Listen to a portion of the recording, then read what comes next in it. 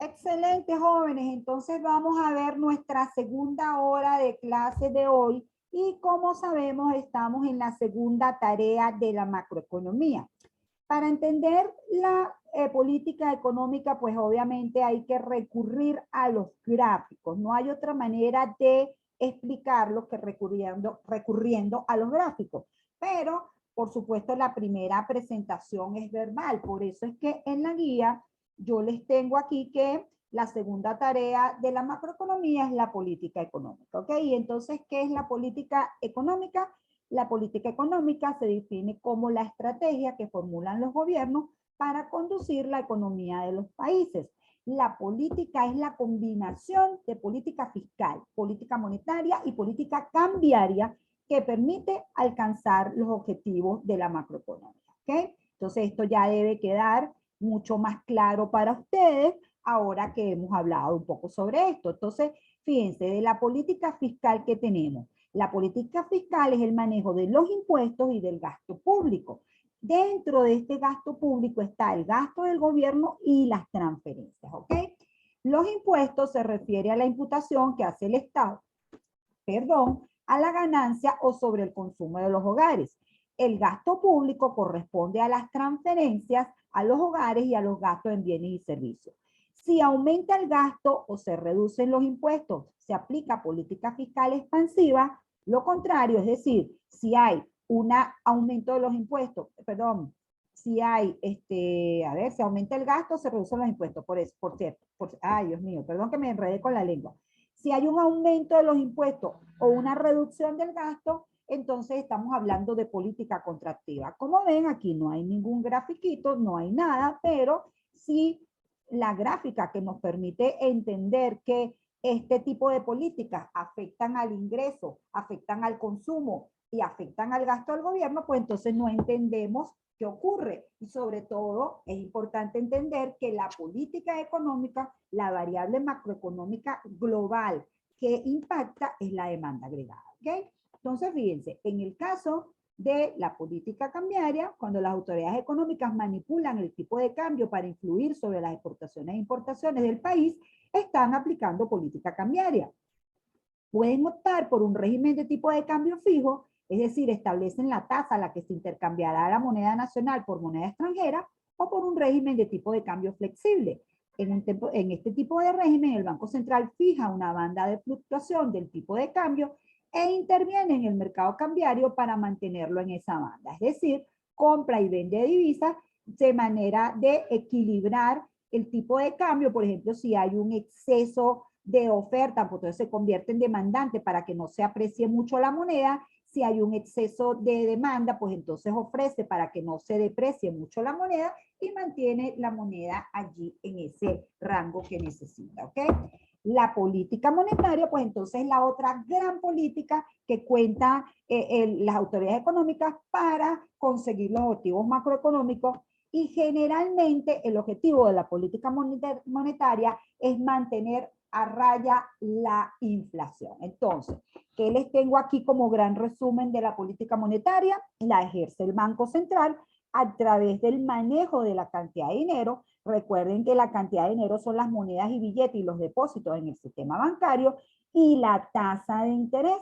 Recuerden que la tasa de interés es la prima que se cobra o paga por un préstamo y que además es el precio del dinero, ¿ok? Entonces, si el Banco Central aumenta la cantidad de dinero, la política es expansiva, en tanto que la reducción de la cantidad de dinero corresponde con una política monetaria contractiva. Generalmente el Banco Central no determina la tasa de interés por decreto, sino que él, manipulando la cantidad de dinero, puede influir sobre la tasa de interés, ¿ok? Entonces, esta es la parte teórica de las tres políticas: monetaria, cambiaria y fiscal. Pero obviamente ahorita lo que vamos a hacer es irnos a la pizarra para entender mejor el efecto de la política monetaria, porque digamos que es un poco más indirecto sobre la economía, ¿sí? Entonces, vamos a compartir pantalla otra vez.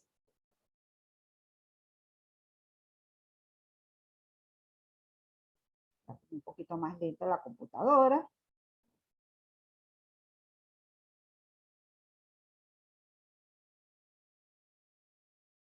Vamos a tener un poquito de paciencia, no nos queda más remedio.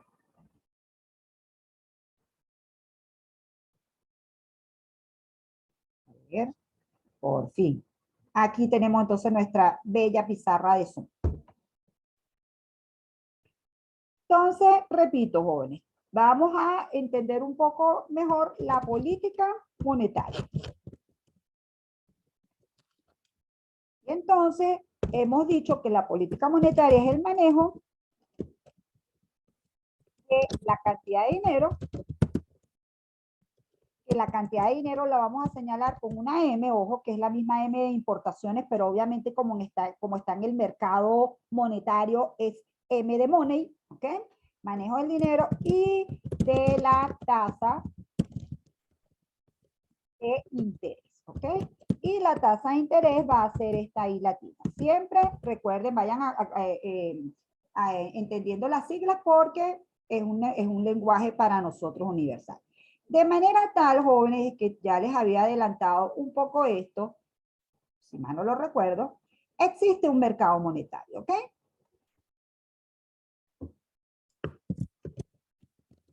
Mercado monetario. Y en ese mercado monetario, como todo mercado, hay una variable en el eje de las X que tiene que ver con las cantidades. En este caso es la cantidad de dinero, ¿ok? Money. Y el precio en este mercado dijimos que era la tasa de interés, ¿ok? La tasa de interés que, como es la nominal, la ponemos con esa I así chiquita. Y la oferta monetaria que básicamente la maneja el Banco Central, después entenderemos que de una forma un poco indirecta, pero la maneja el Banco Central, la oferta monetaria que lo vamos a llamar M sub O, esta O va arriba, pero aquí no se puede poner arriba, la oferta monetaria la controla el Banco Central y es una línea vertical. ¿Qué significa que sea una línea vertical? Bueno, que el Banco Central toma la decisión de si aumenta la cantidad de dinero o disminuye la cantidad de dinero, ¿ok? Si aumenta la cantidad de dinero, esta curva se desplaza a la derecha y es una política monetaria expansiva. Si reduce, la cantidad de dinero, esta variable se desplaza hacia la izquierda y es una política monetaria contractiva, ¿ok? O como todo mercado, aquí hay otra variable que también es muy importante y que es la demanda de dinero, ¿ok? Entonces, la demanda de dinero sí tiene una relación inversa con la tasa de interés. ¿Por qué tiene una relación inversa con la tasa de interés? Bueno, porque resulta que en la medida que la tasa de interés es muy elevada, yo voy a preferir tener otros activos financieros o hacer otro tipo de inversiones porque estoy dejando de ganar en este mercado de dinero, ¿ok? Repito, en este mercado está el dinero en efectivo y los depósitos en el sistema bancario, los depósitos de cuenta corriente, los depósitos de cuentas de ahorro, ¿ok? Y lo que me interesa ahorita puntualizar es que aquí vamos a tener un equilibrio, ¿ok? Cuando oferta agregada y demanda agregada, es decir, cuando la política del Banco Central coincide con los intereses o la necesidad de dinero de los demandantes, obtenemos este nivel donde tenemos la cantidad de dinero de equilibrio y la cantidad de dinero de equilibrio y la tasa de interés de equilibrio.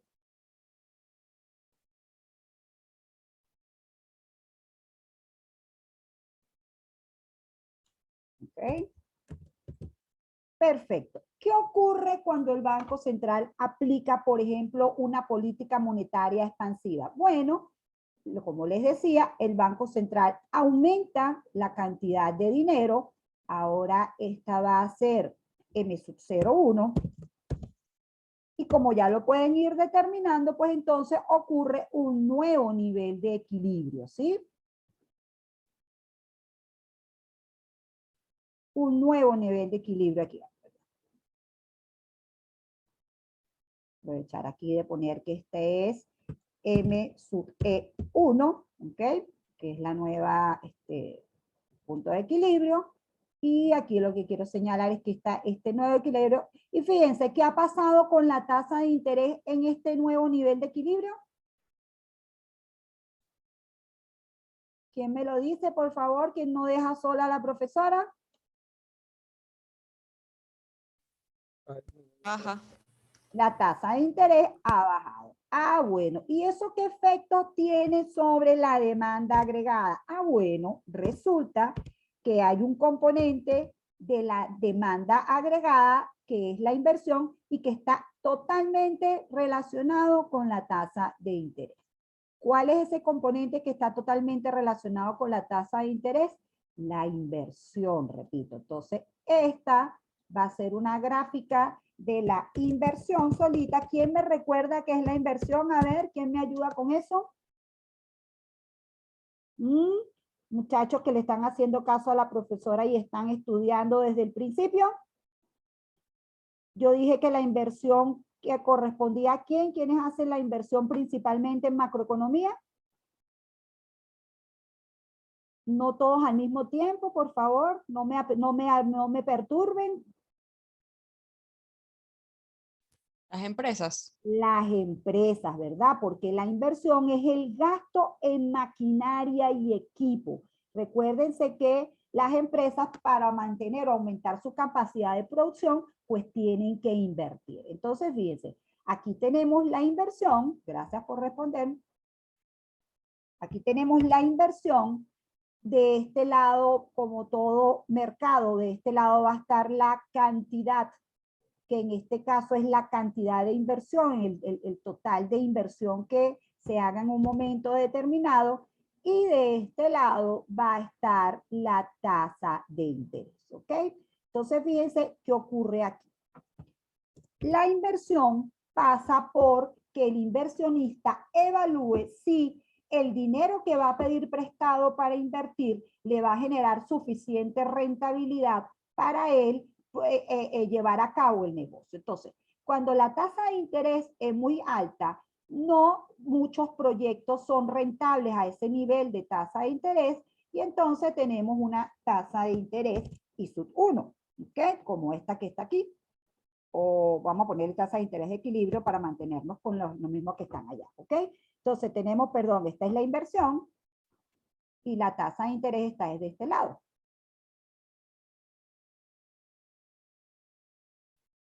Tenemos una tasa de interés y pequeñas tasas de interés y grandes inversión, ¿ok? Entonces tenemos esta tasa de interés que está aquí. Ver, perdón que no la estoy poniendo donde va. ¿Ok? Perfecto. ¿Qué ocurre cuando el Banco Central aplica esta política monetaria expansiva? Ah, bueno, esta reducción que estamos viendo aquí de la tasa de interés y que ahora está en este nivel de E1 o E1, resulta que ha hecho que ahora muchos más proyectos sean rentables y entonces ha aumentado la inversión, ¿ok? Estamos presenciando un aumento de la inversión. Lo ven aquí, estamos pasando de I+1, de I+0, está ahí ahora sí de inversión, a I+1. Repito, lo que estamos señalando aquí, aprendan a ver eso en las gráficas, estos son números positivos porque esto es 0, estamos viendo un aumento de la inversión. Eso significa que si yo tengo mi gráfica de oferta y demanda agregada,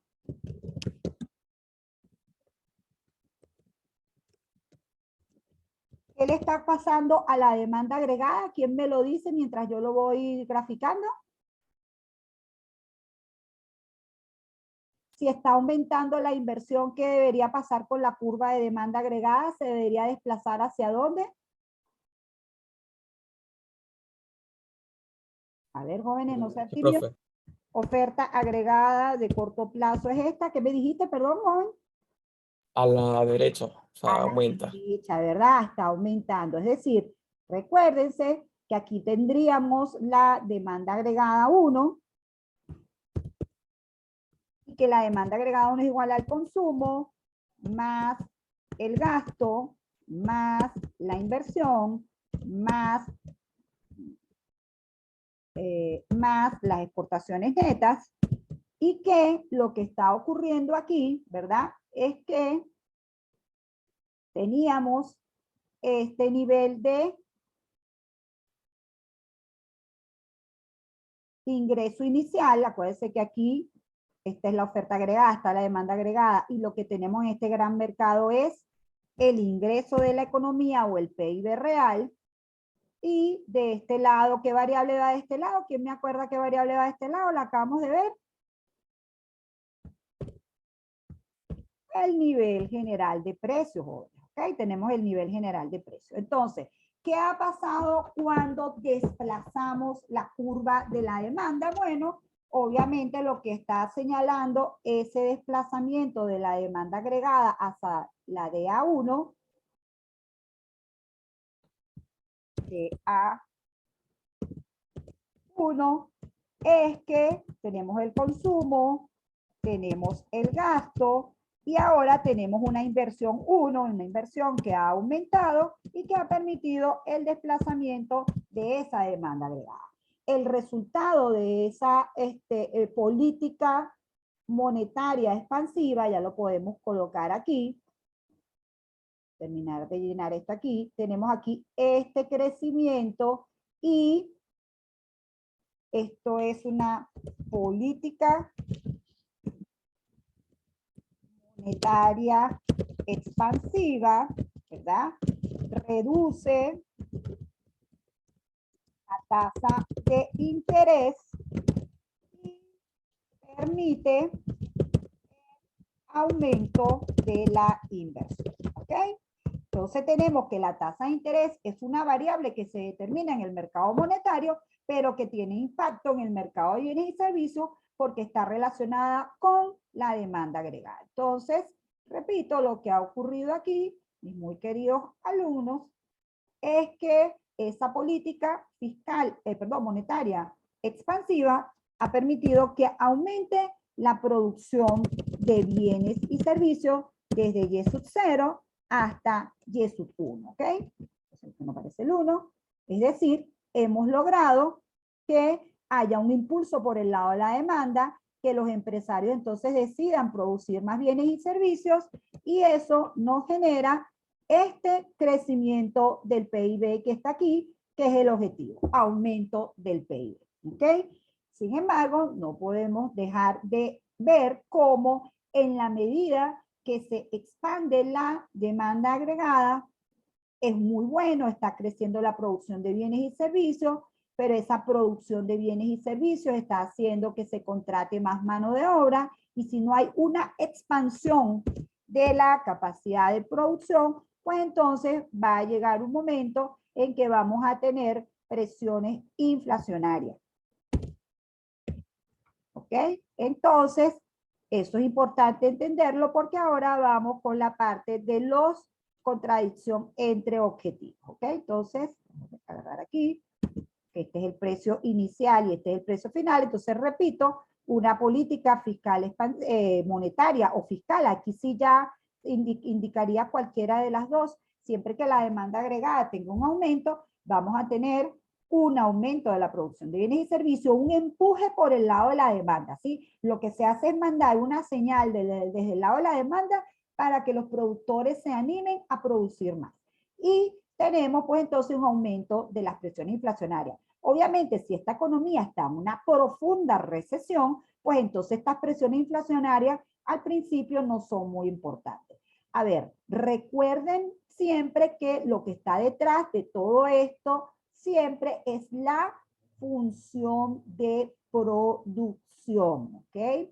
Y en esta función de producción es donde realmente se genera el ingreso de la economía. Son los empresarios los que generan el ingreso de la economía. ¿Y para eso qué hacen? ¿Qué es lo que combinan los empresarios para poder producir bienes y servicios? ¿Quién se acuerda? ¿Qué combinan los empresarios para lograr aumentar la producción de bienes y servicios?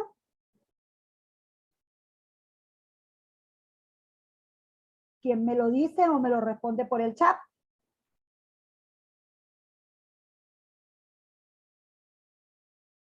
Los espero en la función de producción, repito, que va de este lado. Chan, chan, chan. Vamos a esperar a que alguien nos los diga.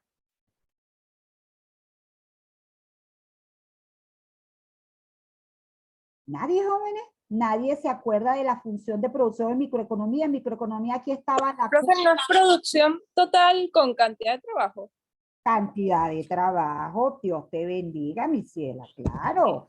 Los empresarios, o sea, la función de producción, se puede escribir un poquito más chiquito porque esto está como grande ahorita aquí.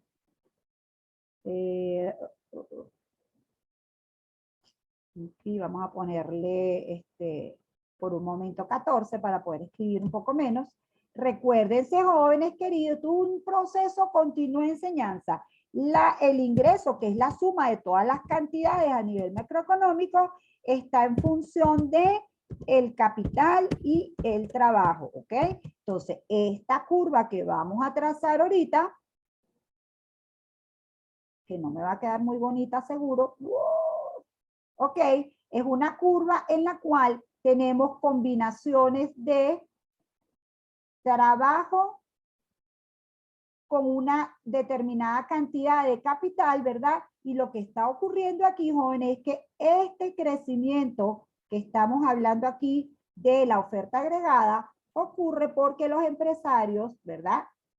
Han decidido contratar más mano de obra, L1, han decidido contratar más mano de obra, estamos hablando con la misma cantidad de capital, y entonces esto ha permitido obtener el ingreso Y1, ¿ok? Este crecimiento ha ocurrido en el mercado, obviamente, de bienes y servicios por el lado de la oferta. Estos son unas flechitas, ¿sí?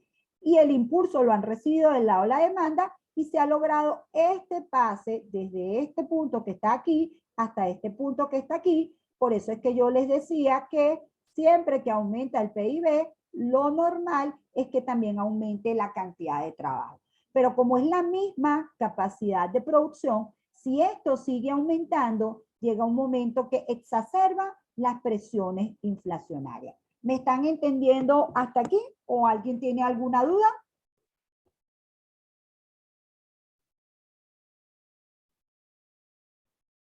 ¿No? ¿Todo clarísimo, jóvenes?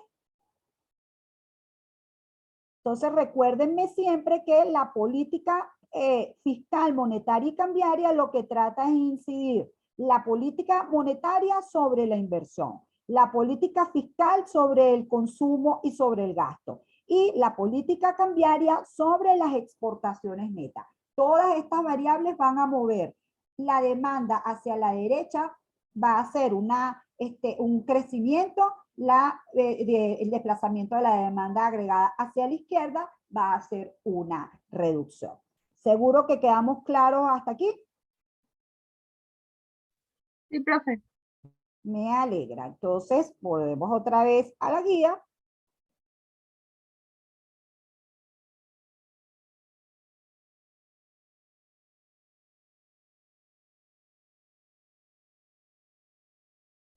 Vamos otra vez aquí.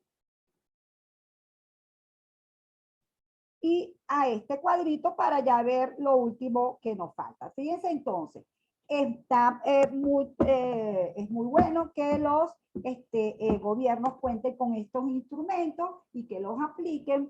Hay gente que apuesta más por la política monetaria que por la política fiscal. Después vamos a explicar que la política fiscal a veces hay unos ciclos políticos que entonces hacen que los gobiernos quieran expandir el crecimiento económico sin que necesariamente la economía esté necesitando ese impulso, y lo que hacen es crear presiones inflacionarias, de manera que se considera que el Banco Central, hay unos técnicos que han sido escogidos por su trayectoria y entonces van a tomar decisiones realmente basados en las necesidades de la economía y no por presiones políticas. Por ejemplo, bancos como la Reserva Federal, que es el Banco Central de los Estados Unidos, o el Banco Central Europeo, que es el Banco de Europa, tiene una alta credibilidad y están muy pendientes de la política, de tener activa la política monetaria en primera instancia para evitar presiones inflacionarias, ¿ok? Y en segunda instancia, si no hay presiones inflacionarias, pues entonces para darle un impulso a la economía si lo necesita. De hecho, en esta crisis de la pandemia, la política monetaria ha sido bastante laxa, las tasas de interés están bastante bajas, porque bueno, como no había presiones inflacionarias, los bancos centrales estaban apuntalando a que creciera la economía. En Estados Unidos ya se está percibiendo presiones inflacionarias, la tasa anualizada está a 4 o 6%, y ahorita con el aumento de los precios del petróleo se va a aumentar muy probablemente la presión inflacionaria y muy probablemente la Reserva Federal empiece a subir la tasa de interés, ¿ok? Recuérdense que la subida de la tasa de interés empieza a encarecer el precio del dinero, empieza entonces de alguna manera a tener algún prejuicio sobre la inversión, ¿ok?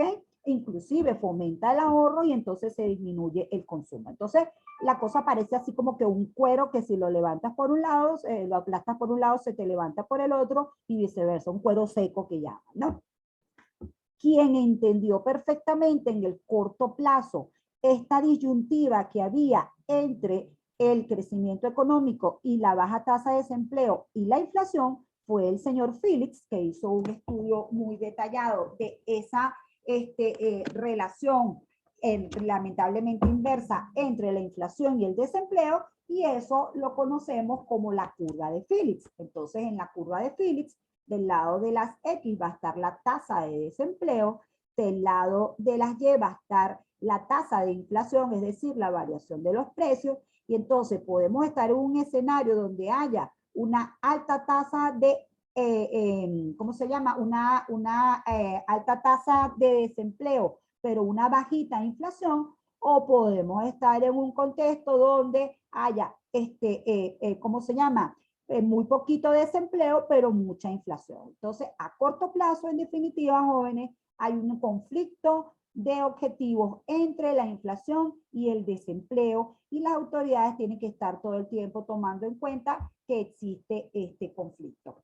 También a largo plazo, pues tenemos los agentes económicos que están decidiendo entre cuánto consumir hoy y cuánto ahorrar, y el ahorro es un tema esencial porque el ahorro es la fuente de la inversión. Entonces, en la medida que consumimos mucho en el presente y tenemos una economía dinámica creciendo, lamentablemente ahorramos menos, y ese menor ahorro significa que hay menos recursos para financiar la inversión, y significa que la expansión de la capacidad de producción en el futuro, es decir, el aumento no solamente del trabajo, sino del capital, puede ralentizarse, puede hacerse a muy bajo ritmo, y eso entonces tampoco es bueno para la economía.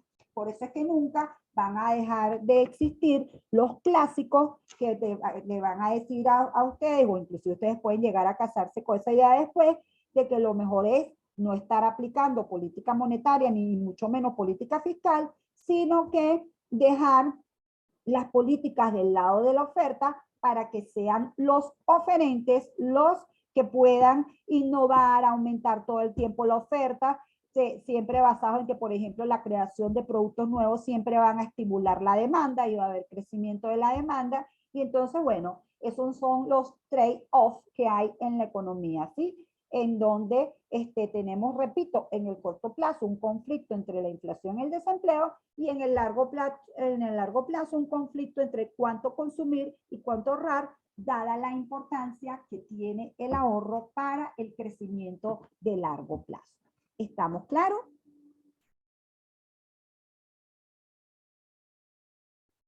¿Alguien me quiere preguntar algo?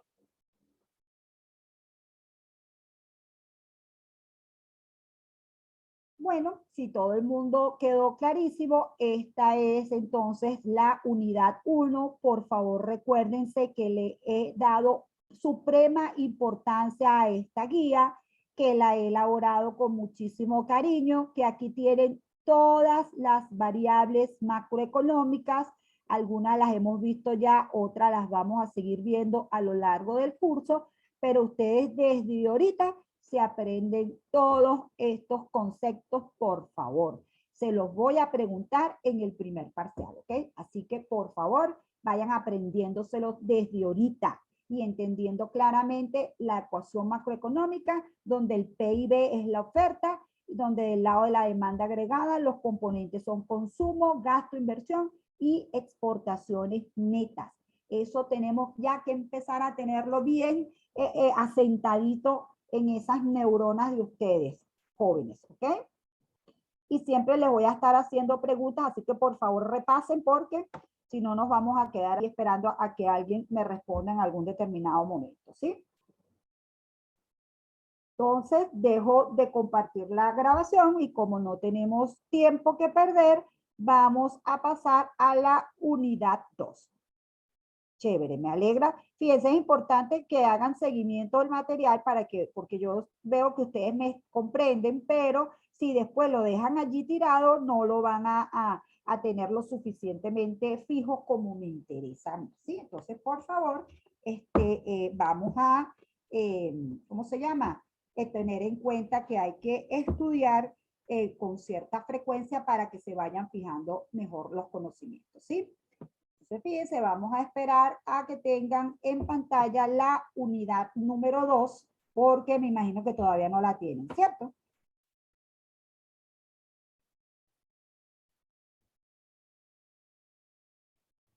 A ver, Dios mío, si es que le di algo. Ah, sí se estaba colocando, que a ese no le tengo paciencia. A ver qué hice aquí. Está pensando mi computadora. ¿Qué me ven? ¿Me ven a mí?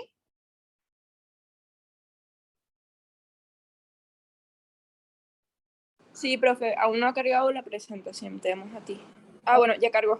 Ya cargó, perfecto. Fíjense, jóvenes, esta es una larga guía muy importante para mí, en la cual hacemos todo lo que tiene que ver con la producción, el nivel general de precios, el empleo y desempleo y el crecimiento económico. ¿Okay? Esta es una guía que suele ser bastante completa, bastante larga. En una primera parte, pues vamos a tener el tema que yo llamo 1, que es producción y contabilidad nacional, para poder hablar de todo lo que tiene que ver con, Dios mío, tengo algo aquí.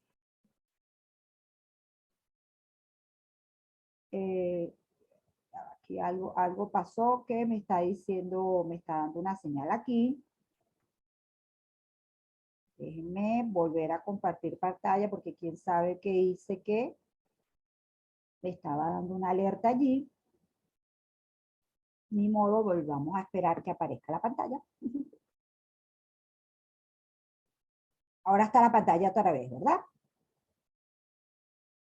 Entonces, repito, aquí tenemos esta primera unidad o tema, perdón, en esta unidad 2 tenemos este primer tema que es la producción y la contabilidad nacional. Es bastante información, pero para mí es importante que entiendan como yo les digo, el bosque de una vez, ¿ok? Entonces, esta primera unidad, vamos a ver el PIB por los 3 enfoques, lo que es el PIB corriente y el PIB constante. Vamos a ver cómo se pasa del Producto Interno Bruto al ingreso nacional disponible y vamos a ver las ecuaciones macroeconómicas. Hasta allí viene esa primera parte, ¿ok? Después, perdón, que este es el contenido de todas las presentaciones. Hasta ahí viene el tema 1. Entonces, déjenme pasar aquí para irles enseñando el tema 1. Todo este es el desarrollo del tema 1. ¿Ok? Con todo esto que les acabo de decir, ven que hay bastantes láminas aquí. Esto es lo de la ecuación macroeconómica que dice allá arriba. ¿Ok? Esto después que vemos toda esa información podemos entender cómo las cuentas nacionales no son más que la cuantificación del flujo circular de la renta. Importante para mí, esto lo vamos a chequear de entrada, ahorita cuando empecemos otra vez, están los conceptos básicos que complementamos en la guía 1, aquí en la guía 2 también necesitamos tener estos conceptos claros porque sin estos conceptos no vamos a entender la guía 2, ¿ok? Entonces, después de ese primer tema, viene el tema del empleo y precios y crecimiento económico, es decir, he desagregado un poco más esto para que sea más potable. Entonces, en esta segunda parte o tema 2, vamos a tener el empleo y los precios y el crecimiento económico. Lo que vamos a hacer con el empleo y los precios es hablar del concepto, de la fórmula y de hacer ejercicio. Obviamente ahora sí nos llega la hora de hacer ejercicio. Les comento de entrada que yo, aparte de su profesora, también soy su preparadora, ya lo habíamos hablado, así que tenemos que conseguir una horita en las tardes en la cual puedan estar la mayoría para poder hacer esos ejercicios como si estuvieran ustedes con un preparador distinto a mí, ¿ok? Repito entonces, aquí está el concepto de las variables, el concepto del empleo y de los precios y la forma como se calculan, ¿ok? Como ven, también tiene bastante información esta guía. Luego que ya hemos visto producción, precios y empleo, empezamos a entrar a trabajar con el libro del profesor Mankin. Hasta ahora no lo habíamos tocado, sino muy tangencialmente. En cambio, aquí ya sí empezamos a entender al profesor Mankin y a comprender ya el modelo, ya como tal los modelos, no las cuentas nacionales, sino los modelos. Y también vamos a ver lo más detallado que se pueda, lo que es el PIB potencial, ¿sí? Hasta ahora, hasta ese momento, vamos a estar hablando solamente del PIB real, que es el PIB de corto plazo, pero ya después tenemos que hablar del PIB potencial, de la importancia que tiene el PIB potencial y obviamente de las teorías que permiten explicar el crecimiento de corto plazo y el crecimiento de largo plazo. Repito, una guía muy, muy completa, así que por favor vayan bajándola, ténganla allí y vayan masticándola, como digo yo, ¿ok? No la dejen allí sin ojear porque se les hace más complicado entonces entender la materia. Entonces me queda un minuto, déjenme despedirme porque si no me quedo hablando sola aquí a la mitad. Nos vemos a la tercera hora de clase, ¿ok? Como siempre les estoy avisando cuando se convierta la grabación. ¿De acuerdo? Ok, profe. Perfecto. Está Entonces, bien, profe. a nuestro break corto.